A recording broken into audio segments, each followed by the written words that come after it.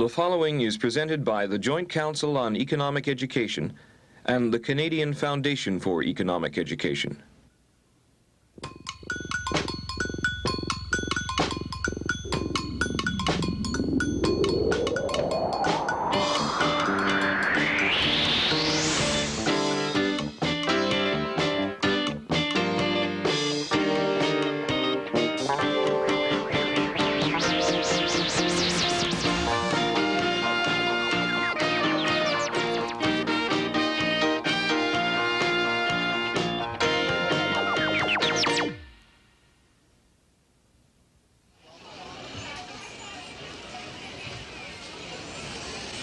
We're all consumers. Every day we buy goods and services for a price.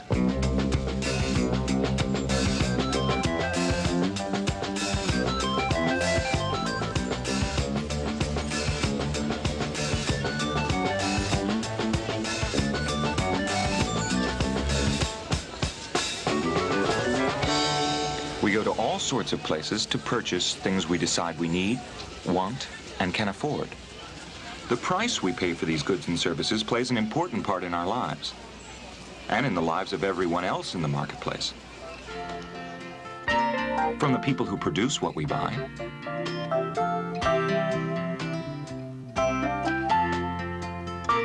to the people who sell it to us.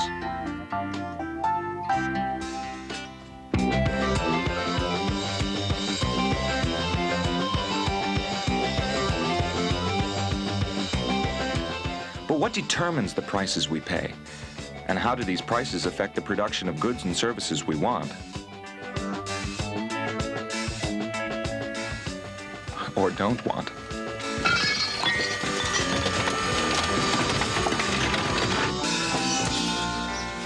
To understand why changing market prices makes such a big difference to us, let's take a look at the sugar industry. The production of sugar reaches around the globe. So when the size of the sugar crop changes in one part of the world, it affects the price of sugar and many other prices too. Let's see what happened when a stretch of bad weather affected the entire sugar beet crop in Eastern Europe and the sugar cane crop in the Caribbean. Bad crops abroad reduced the supply of sugar imported into this country. So the price of sugar went up. We use large quantities of refined sugar to produce many kinds of goods, such as soft drinks, candy, and a variety of sweetened foods. When the price of sugar went up, the cost of producing goods containing sugar also increased. Producers had to make a decision. How much of these goods could they afford to produce at the higher cost?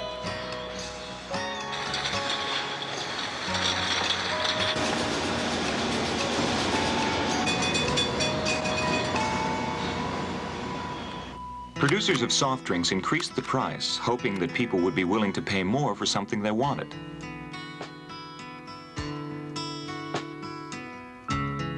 Across the country, the prices of soft drinks changed. Some people were willing to pay the higher price, and others were not.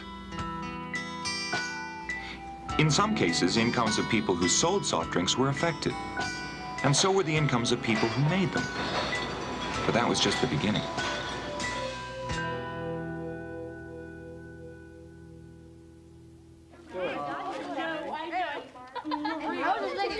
People who buy soft drinks often buy food or amusements at the same time and in the same place, such as restaurants, arcades, movie theaters, and at sporting events. The increased price of sugar and soft drinks affected the incomes of all those businesses too.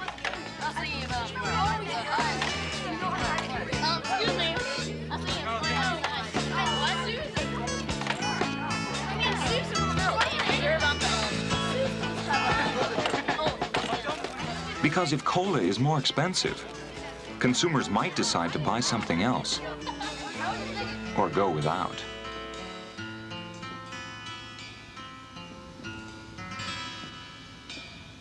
Hi, Mike. Hi, Michael. Hey, gang. Boy, this place is really dead. Yeah, well, it's been this way all afternoon.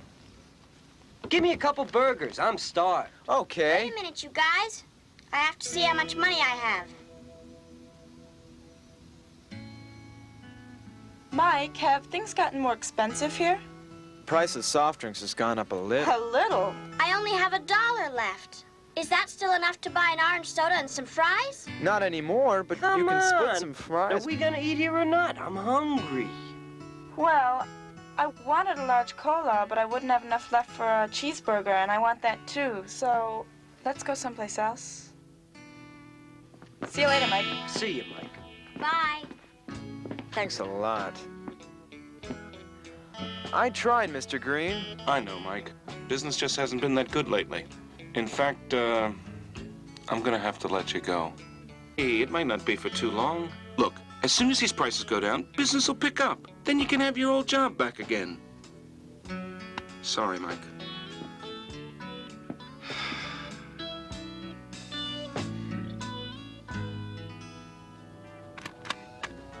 The same thing that happened to soft drinks happened to candy. Faced with an increase in the cost of sugar, producers of candy increased their prices as well.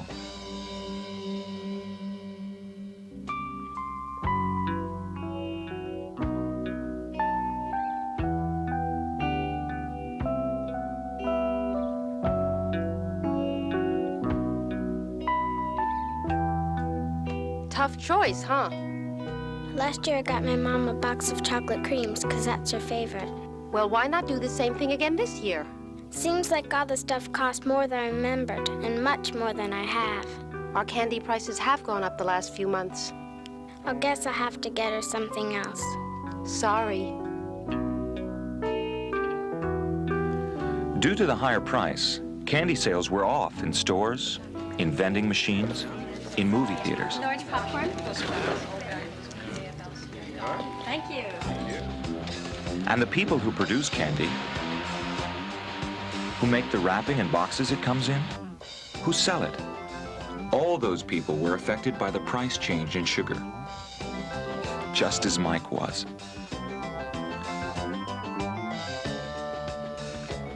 Higher sugar prices eliminated some buyers of certain sugar products. So these consumers found other goods they were willing to pay for that they could substitute for those with sugar in them.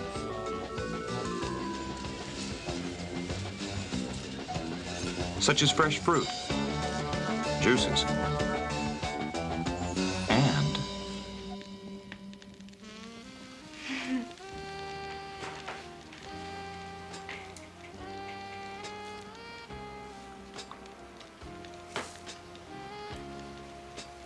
I brought you a little present.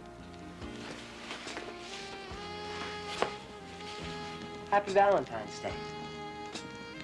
That's so sweet of you. This is my favorite kind. Oh, Bill, you shouldn't have. I picked it out especially for you.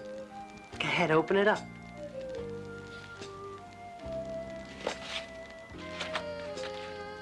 Well, read what it says. I love chocolate. Oh, look, it's perfect. I bought a little something for you for our anniversary, too. Just a token of my love. Hope you like it. Oh. You never forget, darling. Every year since our wedding night, jelly beans.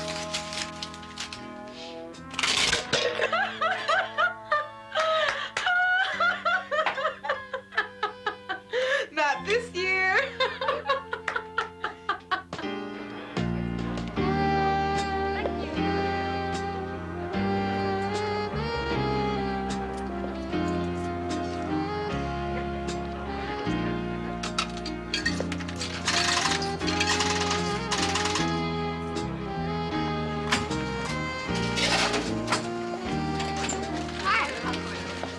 I got you some popcorn. What'd you get me? It's a surprise. I'll tell you when we get inside. Really?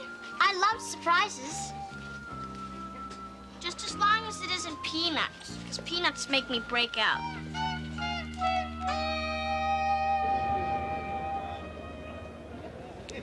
The incomes of many people were affected by the changing market price of sugar. For some producers, higher sugar prices meant less income, and this affected their ability to purchase products for themselves and their families. For producers of substitutes, business was good. The increased demand for their goods and services meant that they had additional income to buy the things they wanted. Sugar growers in the United States benefited from the decreased supply of imported sugar. Because there was less foreign sugar, the price of sugar went up everywhere, and U.S. growers found that their crops were worth more. The high prices they received for their sugar made it possible for them to purchase more goods and services than they otherwise would have been able to afford, such as new farm tools, which in turn affected the incomes of producers and sellers of those tools. I'll give him a call. Jim, I'll be right with you. Okay. Because their customers had more money to spend on the products they offered. Say hello to your husband. Bye-bye. Okay, Jim. You know, I didn't think I'd be buying this model so soon. Oh, yeah? Had a good year, huh? Price of sugar beets skyrocketed. I had the crop sold before it was out of the ground. That's great. Okay, I'll write you. Let's see. J.R. Brown. Since U.S. sugar growers had more money to spend on themselves and their families, the incomes of all sorts of people who weren't even part of the sugar industry were also affected.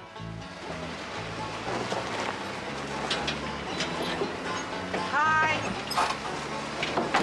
Hi. Good day today? Uh-huh. Good, good. Here, I'll get it. Oh, good. I'm gonna go look at the boots again. Oh, thank you. Hey, Dad, come here. Come on, Dad, please. They're great boots. All the kids have them. Well, okay. I've been meaning to give you a raise in your allowance ever since we sold the crop. Do you mean I have a permanent raise? Well, better think of it as a bonus. You may have to take a cut next year.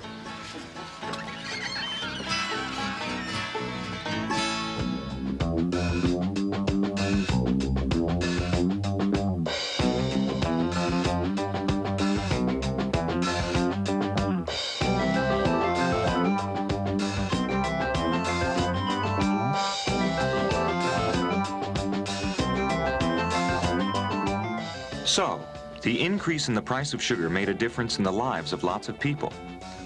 For some, the increase influenced their decisions on what they would or wouldn't buy. But for others, the changing price of sugar affected their incomes. For Mike, this was bad news.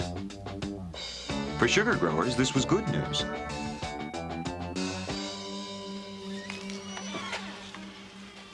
How you like them? Great. Thanks a lot. Okay. So changing market prices determine decisions we make as consumers. Decisions made every day. What kinds of decisions will be made the next year if the sugar crop is a good one and the price of sugar goes down?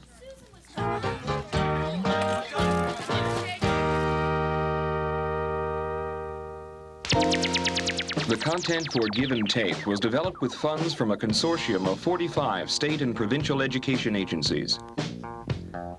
Other funds were provided by these corporations and foundations.